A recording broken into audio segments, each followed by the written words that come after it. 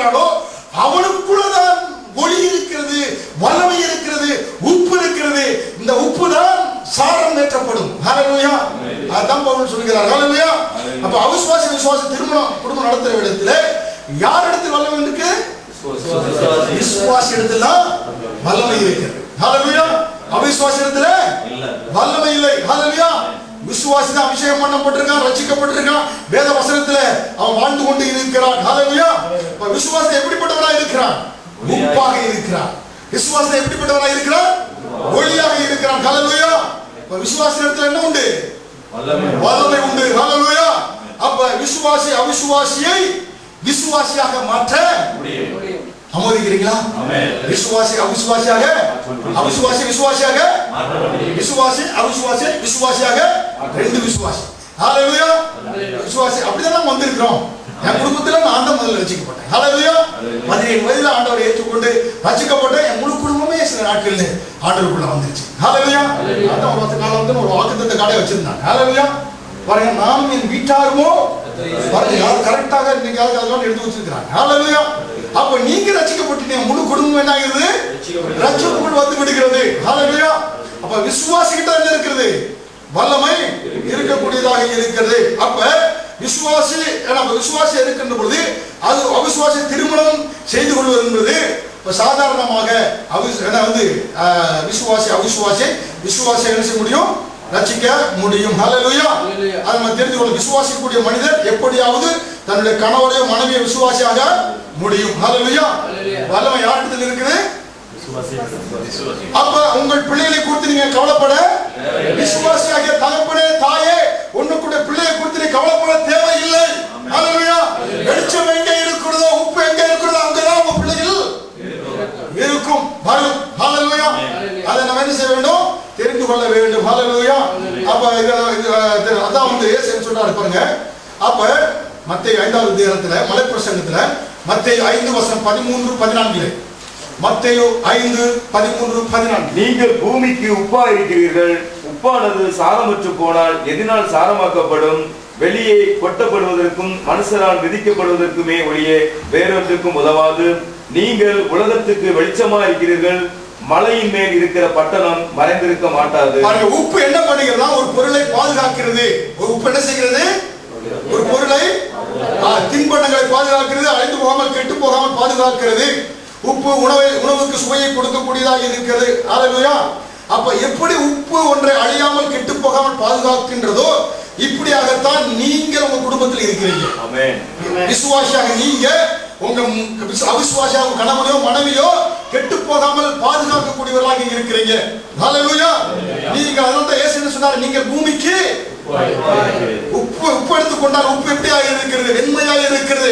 நீங்கள் பரிசுத்தமாக இருக்கின்ற பொழுது உங்கள் துணையும் பரிசுத்தமாக இருக்கும். ஹல்லேலூயா. உப்பு சுவை கொடுக்கக்கூடியதாக இருக்கின்ற பொழுது மற்றவர்களும் சுவை கொடுக்கக்கூடியவர்களாக மாறுறாங்க. உப்பு கடினமானதாக உறுதியுள்ளதாக இருக்கின்ற பொழுது உங்கள் குடும்பம் உறுதியுள்ளதாக மாறும். ஹல்லேலூயா. உப்பு கரைந்தன்மை உள்ளதாக இருப்பதனாலே உங்கள் இருதயம் கரைந்தன்மை உள்ளதாக மாற வேண்டும். ஹல்லேலூயா. அப்படி இருக்கின்ற பொழுது இந்த அவிசுவாசி ஆட்டோமேட்டிக்கா விசுவாசியாக மாறிவிடக்கூடியவராக இருக்கிறார். ஹல்லேலூயா. அப்ப மற்றவர் ரட்சிக்கப்படாமல் இருந்தால் கூட கணவன் மனைவி ரட்சிக்கப்படுகின்ற பொழுது உங்களுடைய பிள்ளைகளும் ரட்சிப்புக்குள்ளாக வந்துவிடும். ஹல்லேலூயா. அப்ப உங்களுடைய இன்ஃப்ளூயன்ஸ் யார் பக்கம் இருக்கிறது? இப்ப விசுவாசியின் பக்கத்துல தான் இருக்கு. ஹல்லேலூயா. வல்லமை வந்து தேவனும் பரலோகம் பரிசுத்த ஆவியான எல்லாம் யாருக்கு உதவியாக இருக்கிறாங்க? விசுவாசிக்கு உதவியாக இருக்கிறாங்க. ஹல்லேலூயா. அப்ப பாருங்க, அப்ப அந்த உப்பு திறமை குடும்பத்தை பாதுகாத்து பரிசுத்தப்படுத்தக்கூடியதாக இருக்கிறது. ஹல்லேலூயா. இன்னைக்கு அநேகர் இருக்கிறாங்க வந்து ஜெபம் வந்தா முழு ஜெபம், அதுக்கு வந்தா ஐயா தேசத்துக்காக ஜெபிக்கணும், அவிசுவாசி மற்ற இந்த தேசத்துல மக்களா ரட்சிக்கப்பட ஜெபிக்கணும். ஆனா ரட்சிக்கப்படாத கணவனுக்காக ஜெபிக்கிறது, ரட்சிக்கப்படாத மனைவிக்காக என்னைக்காவது அவர் ரட்சிக்கப்படணும். ஐயா இந்த பிரதமர் ரட்சிக்கப்படணும், அந்த பிரதமர் ரட்சிக்கப்படணும். ஆனா வீட்டில் உள்ள ஆளுகளுக்கு யாரும் ஜெயிப்பது கிடையாது. ஹல்லேலூயா. அவங்களுக்கு மனுஷனும் ஜெபிக்க வேண்டும். ஹல்லேலூயா. இல்லங்க அவர் எங்க ரட்சிக்கப்பட போறாரு அப்படின்னா வாயின் பலனால் வயிறு நிரம்பும். ஹல்லேலூயா. போன வார்த்தை சொன்னல, வாயில் எதை சொல்றோமோ அதான் வயிறு நிரம்பும். ஹல்லேலூயா. அப்ப வந்து மிக முக்கியம் விசுவாசம் மத்தியிலே வந்து அவிசுவாசத்தை குறித்த ஒரு குறைவான உணர்வு வரவே கூடாது. ஹல்லேலூயா. தெரிந்து பாருங்க, இன்றைக்கு விசுவாசிகளுக்கு தன்னுடைய அதிகாரம் தெரிவதில்லை. அத்தாரிட்டி.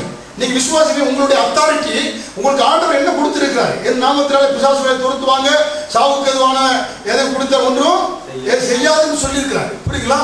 அப்ப நமக்குள்ள அதிகாரம் நமக்கே தெரிவது கிடையாது. புரியுங்களா? என் நாமத்தினால, உன் நாமம் சொன்னாலே பேய்கள் ஓடுதையா பாடுறோம்.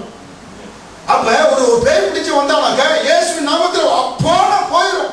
அப்புறம் போயிட்டு சொல்லி இயேசுவின் நாமத்தில் இருக்காத போன்னு சொல்லியாச்சு. அப்புறம் போய் திரும்பி போய் அதை முடிய பிடிச்சி போவையா போவையானா அதுக்கே தெரிய பேய்க்கு இவனுக்கு அதிகாரம் தெரியல, இவனுக்கு சந்தேகமா இருக்கு, போக மாட்டேன்னு சொல்லுவேன். உன் மண்டவெல்லாம் தெரியும், அதை உடனே சொல்ல ஆரம்பிச்சு.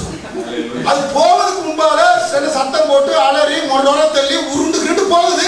கொஞ்ச நேரத்தில் போயிடும். அதை போய் போவையானா போகாது. நமக்குரிய வல்லமை நமக்கு தெரியல. அவர் நாமத்தை வானத்தில் பூமியில் மேலான நாமத்தை பயன்படுத்தினாலே அந்த வல்லமை இருக்கு. அப்ப ரட்சிக்கப்பட்ட விசுவாசியே, உனக்குள் இருக்கிற வல்லமை உனக்கு தெரிஞ்சுனா, கிறிஸ்துவுக்குள் நீ யார், உனக்கு என்ன கொடுக்கப்பட்டிருக்கணும், என்ன செய்ய முடியும் என்று தெரிஞ்சால் உன்னுடைய பிள்ளையை குறித்த கணவனை குறித்து நீ அதிகமாக கவலைப்பட தேவையில்லை. ஹல்லேலூயா. இதை நம்ம தெரிந்து கொள்ள வேண்டிய அவசியமாக இருக்கிறது. ஹல்லேலூயா. அப்ப நம்ம முக்கியமாக தெரிஞ்சுக்கணும், இந்த அதிகாரத்தை பயன்படுத்தும். புரியுங்களா? நமக்குள்ள என்ன அதிகாரம், எங்க பேய் விரட்ட போன இதை கரெக்டாக நம்மளுடைய அதிகாரத்தை பயன்படுத்த வேண்டும். ஹல்லேலூயா. இதை தெரிந்து கொள்ள வேண்டும். அப்ப ரட்சிக்கப்பட்ட ஒரு விசுவாசி உப்பாக இருக்கிறார். அப்ப உப்பு என்ன செய்யனாக்க மற்றவர்களுக்கு சாரமற்றக்கூடியதாக இருக்கிறது என்று நம்ம பார்க்கிறோம். ஹல்லேலூயா. அப்ப உப்பு என்பது மற்றதிலிருந்து அழிவிலிருந்து பாதுகாக்கக்கூடிய ஒரு பொருளாக இருக்கிறது. அதனால தான் இயேசு கிறிஸ்து சொன்னாரு, நீங்க உப்பாக இருக்கிறீங்க, நீங்க வெளிச்சமாக இருக்கிறீங்க, மலை மேல் உள்ள பட்டணம் மறைந்திருக்க மாட்டாது. விளக்கை குளித்து மரக்காலில் முடி வைக்காமல் விளக்கு தண்டை மேல் வைப்பார்கள், அப்பொழுது யாவருக்கும் வெளிச்சம் கொடுக்கும். இவ்விதமாக மனுஷர் உங்களுடைய நற்கிரிகளை கண்டு பரலோகத்தில் இருக்கிற உங்கள் பிதாவின் வெளிச்சம் அவர்களுக்கு முன்பாக பிரகாசிக்க கடவுது. இவ்விதமாய் மனுஷர் உங்களை கண்டு கொண்டு. புரியுங்களா? அப்ப உங்களுடைய நற்கிரியை அதான் உப்பாக, அதான் வெளிச்சமாக மாறுகிறது. புரியுங்களா? ரட்சிக்கப்படாத கணவர் வீட்டில் இருக்கிறாருனாக்க என்ன நீங்க மனைவியான ஊர்லாம் போய் என் புருஷன் ரட்சிக்கப்படுதுங்க, ரட்சிக்கப்படுதுன்னு சொன்னா ஊர்ல உன் புருஷனை ஒரு மாதிரி தான் பார்ப்போம். ஹல்லேலூயா. ஒரு வீட்டுக்கு ஒரு விசுவாசி போட்டு நினைச்சா என்ன வீட்டுக்கு அவர் வரும்போது அவர் ரட்சிக்கப்படாதுங்க, அவர் பாய் மாதிரி தான் நினைப்பாங்க. புரியுங்களா? அதனால ரட்சிக்கப்படாத துணையை குறித்து வெளியில் என்ன செய்யக்கூடாது, சொல்லக்கூடாது. முக்கியமாக கணவன் மனைவி, கணவன் மனைவி கணவனை மற்ற யாரோட கம்பேர் பண்ணக்கூடாது. புரியுங்களா? மிக மிக முக்கியம். புரியுங்களா? கணவன் சரி மனைவி யாரோட கூட இருக்கக்கூடாது, கம்பேர் பண்ணக்கூடாது. கம்பேர் பண்றது ஏன்னா ஒருத்தர் கம்பேர் பண்றதுனால குடும்பத்தில் சமாதானம் இல்லை. புரியுங்களா? மிக முக்கியம். எந்த காரணத்தை கொண்டு யாரை குறித்து கர்த்தரே நமக்கு கொடுத்திருக்கிறார். புரியுங்களா? இவளை அந்த கர்த்தரே நியமிச்சிருக்கிறார். ஹல்லேலூயா.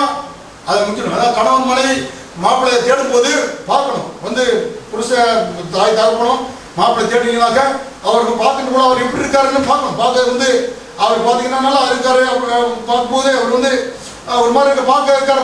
ஒரு பரட்டை போகும்போது இருக்கும், தலை சிவாம இருப்பாரு, பரட்டை தலையா இருக்குன்னு சொல்லிட்டு வேணான்றாதீங்க. மகளை பரலோகத்துக்கு கொண்டு வருவாராம் பாருங்க. புரியுங்களா? பேச பள்ளி நீட்டிட்டு இருக்கேன்னு பார்க்காதீங்க. பரலோகத்துக்கு பிள்ளைய கொண்டு சேர்ப்பாரா அப்படிதான் பார்க்கணும். புரியுங்களா? அதெல்லாம் சரிப்படுத்திடலாம். பரட்டை தலையும் பள்ளையெல்லாம் என்ன செய்யலாம், சரிப்படுத்திடலாம். பரலோகத்துக்கு கொண்டு வரதான் மிக முக்கியம். அதுதான் நம்ம என்ன செய்ய வேண்டும், பார்க்க வேண்டும். அதுக்காண்டி அதை பார்க்கணும். அதுக்காண்டி முக்கியம் இல்லை, எல்லாத்தையும் பார்த்து நல்லபடியாக நீங்க பரலோகத்துக்கு மாப்பிள்ளை கொண்டு சேர்ப்பாரா நீங்க பார்க்கணும். ஹல்லேலூயா. அப்ப விசுவாசம் இருக்கிறவர் என்ன செய்யணும்னு சொன்னா, உங்களுடைய நற்கிரிகளை நிமித்தமாக அவர் என்ன செய்வீங்கன்னாக்க, ஆனா உங்கள் நற்கிரிகள் நிமித்தமாக உங்கள் வெளிச்சம் அவர்களுக்கு முன்பாக பிரகாசிக்க கடவுது. அப்படிதான் சொல்லப்பட்டிருக்கு. அப்ப பாருங்க, விசுவாச மனைவியா இருக்கிறவள், விசுவாசி இருக்கிற பெண் அப்ப மனைவியா இருக்கின்ற பொழுது அவிசுவாசி இருக்கிற கணவனை எப்படி ஆண்டவருக்குள்ள கொண்டு வர முடியுமா? நீ விசுவாசியா இருக்கீங்க, அவிசுவாசி இருக்கிற கணவன் எப்படி ஆண்டவருக்குள்ள கொண்டு வர முடியும்? ஆவிக்குரிய கனிகளை நீங்க எவ்வளவு பணிவிட செய்றீங்க, எப்படி நடந்து கொள்றீங்க, இதுதான் உப்பு, இதுதான் வெளிச்சம். இதன் மூலமா தான் உங்க நற்கிரியின் மூலமாக தான் அவங்க என்ன செய்ய விசுவாசியாக கொண்டு வர முடியும். ஹல்லேலூயா. அப்ப பாருங்க, அப்ப அவங்களுக்கு சாட்சியாக நீங்க இருக்கும். புரியுங்களா? அவங்க என்ன செய்யணும், சாட்சியாக அன்பு செலுத்தக்கூடியவர்களாக இருக்க வேண்டும். வாயிலிருந்து அவிசுவாசமான வார்த்தையே வரக்கூடாது. வாய் நிரம்பும். குடும்ப வாழ்க்கையில அவசரம் என் புருஷன் என்னைக்கு ரசிக்கப்பட போறாரு புரியுங்களா? அப்படியே ஒரு சுவிசேஷ ஒரு அம்மா வீட்டுக்கு வாங்கிச்சோம். ஐயா ப்ரேயர் பண்ண வாங்கய்யா, என் வீட்டில் ஒரே பிரச்சனையா அப்படின்ச்சு. சரியா அவங்க வீட்டுக்காரர் போர் வரணும்னா வர சொல்லி தான் போனச்சான். ஆனால் அந்த அம்மா வீட்டுக்காரன் வரல, அன்னைக்கு கொஞ்சம் லேட்டாக வந்துட்டு இருக்காரு. சரி உங்க வீட்டுக்கு வர லேட்டாக இருக்கு, நம்ம ஜெபம் பண்ணுவோம்மா அப்படின்னு சொல்லும்போது 2 முழங்கால் பண்ணிட்டாங்க. சரிம்மா உங்க கனவு இருக்காங்க, நீங்க முதல்ல ஜெபம் பண்ணுங்க, நான் 2வது ஜெபம் பண்றேன் அப்படின்னு சொல்லும்போது அந்த அம்மா முழங்கால் பண்ணிட்டு, ஐயோ ஆண்டவரே என் கணவர் என்னைக்கு ரசிக்கப்பட போறாரு, இவர் என்ன எப்படி தேட போறாரு, இப்படிதான் போயிச்சான். உடனே வாய பொத்துமா, இதனாலதான் ரசிக்க புரியுங்களா?